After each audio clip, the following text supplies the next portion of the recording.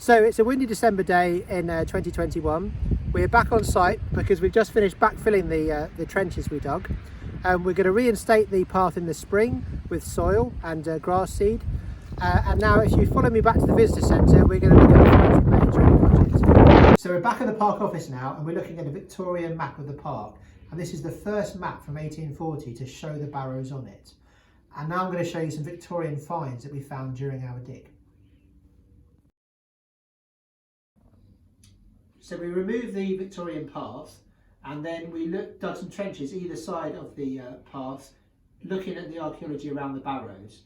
And what's really interesting is most of the material we found is Victorian in date. And I think this coincides with the park being open to the public in the 19th century, the Victorian period. And that meant that at that point, the Barrows became a focus of sort of almost like tourism. People coming into the park, looking for things to look at and to picnic on. And what we're seeing here is lots and lots of evidence of people stopping at the Barrows, having a smoke. You've got the clay pipes, eating something. You've got lots of evidence of plates, and then drinking something. You've got lots of evidence of bottles as well. So these are all activities taking place at the Barrows. So in one of the trenches, we had evidence for fire-cracked flint, and this could be prehistoric in date, so predating the Barrows. So this could be evidence of people using the part of the park as it was back then in prehistory. And fire-cracked flint would have been used to either do things like heat water, because you could actually use them as sort of hot stones. And sometimes they then crush this up and use it in their pots as well.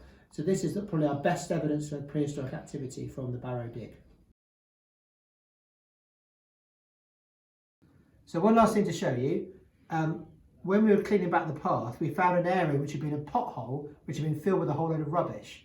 And this rubbish is older than the Victorian path, although it's been put into the Victorian path to fix it. We've got a whole load of broken roof tiles, we've got a whole load of broken bricks, we've got some animal bone here and some oyster shell. And then lastly, we've got some really nice early pottery sherds, which could be 300 or 400 years old. And so wherever this material has come from, it's really of some age, so it could be even late Tudor in date, and has then been used to fix a pothole in the Victorian path.